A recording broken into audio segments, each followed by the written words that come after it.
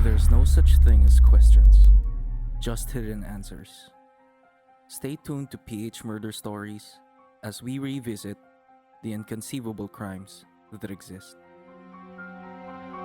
Some listeners may find the following content of PH Murder Stories highly disturbing due to its graphic nature. PH Murder Stories does not condone nor promote violence in all sorts. Listeners' discretion is advised.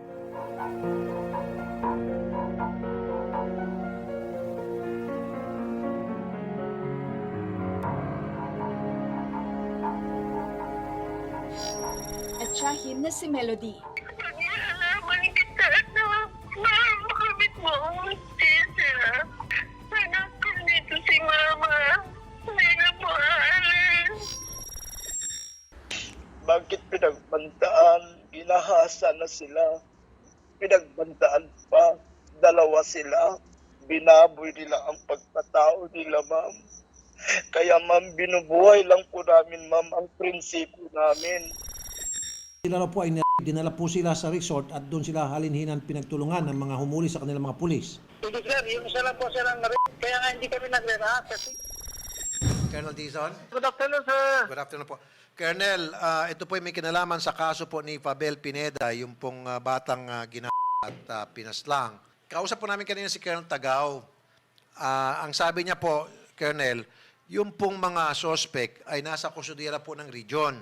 Ang reklamo po kasi, sir, nitong nanay Yes, ng sir. biktima, yung isa daw dun sa suspect, pag-alagala lang daw po sa palengke at nakakalabas daw. So baka, sir, through you, we will make sure na hindi po nakakalabas talaga dyan sa headquarters ito pong mga suspect, Colonel.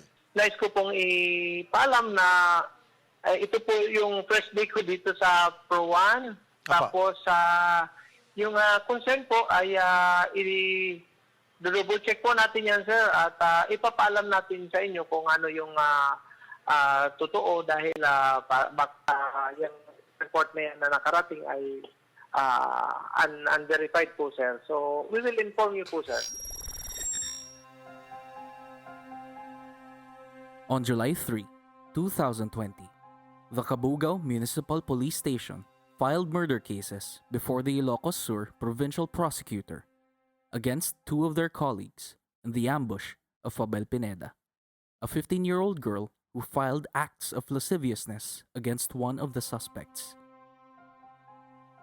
Former Philippine National Police Chief Archie Gamboa said he wants the stiffest penalty for the two cops, identified as Police Staff Sergeant Randy Ramos and Police Staff Sergeant Marawi Torda, who are both assigned at the San Juan Municipal Police Station in Ilocos Sur. They are currently under restrictive custody at the Ilocos Sur Police Provincial Office in Bantay Town while awaiting further disposition by the court. Gamboa ordered the Police Regional Office 1 Director to provide security to the 18-year-old rape victim and her family, and ensure the availability of all PNP prosecution witnesses in court proceedings to expedite the murder trial simultaneous with summary administrative procedures. Rape charges were also filed against Ramos by the 18-year-old cousin of Fabel. According to San Juan Police Chief Benjamin Raquedan, the two cops were disarmed and brought to the holding area of the Provincial Police Office while investigations were being conducted. But these truths were left minimally covered by the lens of a distracted media. While Fabel Pineda suffered her grievous misfortune with her killers, the largest media network in the country was shut down by lawmakers after the Philippine Congress voted not to renew its franchise. After 13 hearings, the Legislative Franchise Committee of the House of Representatives, whose members were mostly allied with the administration, denied the renewal of the application of ABS-CBN to broadcast. The network ceased operations of its free TV and radio channels by government order after its 25-year franchise expired on May 4, 2020, while the country was dealing with the effects of the COVID-19 pandemic. President Rodrigo Duterte has accused ABS-CBN of bias, including favoring a political opponent in the 2016 election, and had earlier warned that he would not allow the renewal of its franchise. The government has accused ABS-CBN of illegally operating a cable channel, as well as hiding behind what was called a corporate veil that allowed foreign investors to own part of the firm, which was denied by the company. The congressional hearings also shed light on other shortcomings of the network, including unfair labor practices and the lack of self-regulation.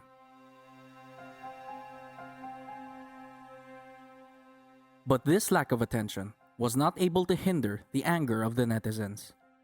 Hashtag Justice for Fabel went viral on multiple social media platforms, particularly on Twitter Philippines, calling the attention of the authorities for the victim to attain justice for her gruesome murder. Meanwhile, lawmakers joined this widespread campaign. Senator Richard Gordon condemned this remorseless killing. He said, quote, "It is abhorrent. It has never been and should never be acceptable that we allow our citizens to be killed mercilessly. We must not allow the victim to be turned into just another statistic." Unquote. On the other hand, the Makabayan Bloc, a coalition of progressive parties in the House of Representatives, is calling for an investigation through House Resolution number 1028, which directs the House Committee on Women and Gender Equality to conduct an urgent investigation on the case of the 15-year-old victim and recommend measures to strengthen existing laws to protect women and give justice to victims of men in uniform. The United Nations International Children's Fund also called for justice for the mournful incident. In a statement, UNICEF urged the government to increase the institutional capacity, particularly on the level of local police force and barangay workers, with regards to the implementation of the law involving child-sensitive protocols. But these calls were totally different from a grieving mother who endured working far away to provide a bright future for her daughter. Blessy Torres appealed through her tears for help from the government in bringing Fabel's killers to jail. Torres was a domestic helper in Kuwait for years and went home with over 300 other repatriates from Kuwait after learning that her precious daughter was killed by the protectors of the people. She said, quote, "Anak, nakauwi na ako. Nandito na ako.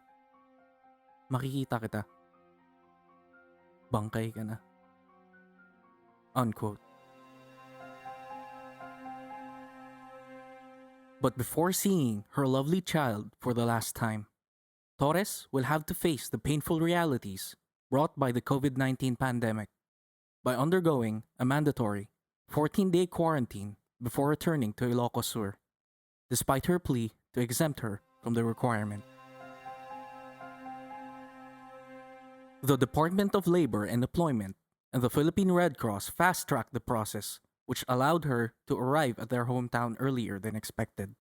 But upon getting to Cabugao, she found that her barangay was locked down because of quarantine protocol, so the wake had to be limited to a few visitors. On July 22, Fabel Pineda was buried at the Cabugao Cemetery. White balloons were released as per the superstition that the prayers of the dead would follow the 15-year-old. The entourage started at their house in Cabugao at 7:30 a.m. The funeral carriage used was the traditional carriage with glass walls and white balloons. Only relatives and close friends walked the procession, while the rest rode in their vehicles, with most wearing black or white t-shirts and the words "Justice for Fabel" printed in front. The procession stopped at St. Mark the Evangelist Church at the town plaza, where more of the townspeople arrived. The burial ended before noon. Fabel Pineda was only a 15-year-old girl from a far-flung area in the province of Ilocos Sur that was heartlessly taken away by her assailants that took an oath to serve and protect their countrymen. Her mother, Blessy, was a typical migrant worker who was forced to work in the Middle East to suffice her family's needs. Unfortunately, she came home knowing that somebody murdered her daughter. Meanwhile, the current geopolitical and societal issues amid the COVID-19 pandemic has raised concerns around the world because of widespread police brutality, from racial injustice in the United States to Hong Kong losing its judicial independence through mainland China's intervention. The Philippines is currently facing similar problems that remain unanswered. Since President Rodrigo Duterte came into power in 2016, human rights activists have criticized the current administration for promoting misogyny brought by a machismo character that may have inadvertently empowered some police officers to be capable of getting away with inflicting violence. Those ruthless law enforcers are targeting alleged criminals and sexually harassing and raping vulnerable women.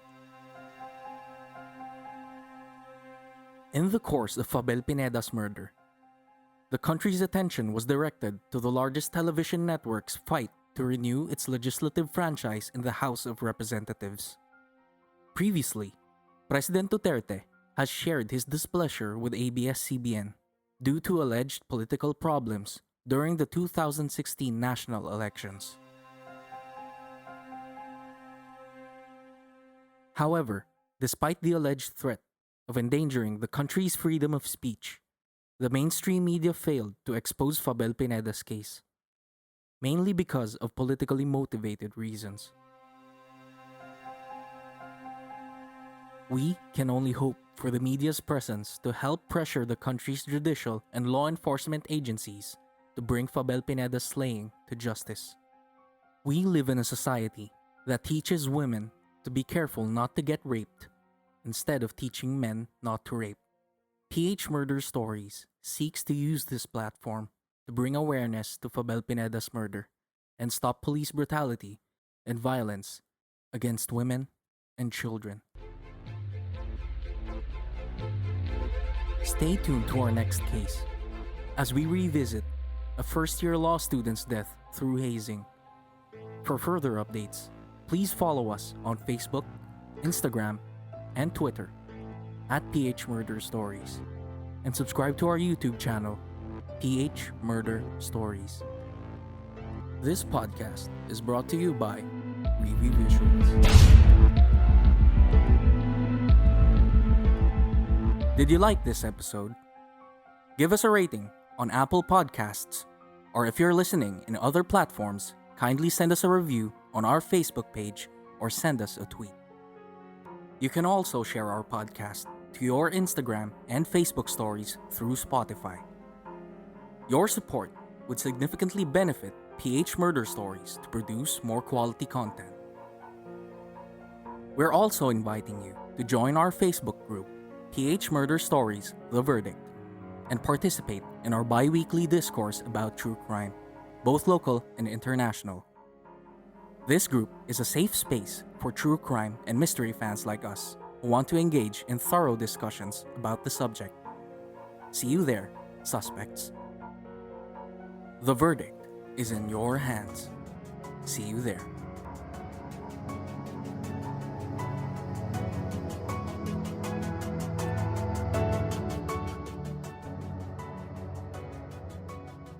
One of the most gruesome murders towards an overseas Filipino worker happened in 2016 when authorities from Kuwait discovered the body of a missing Filipina placed in a freezer at an abandoned apartment.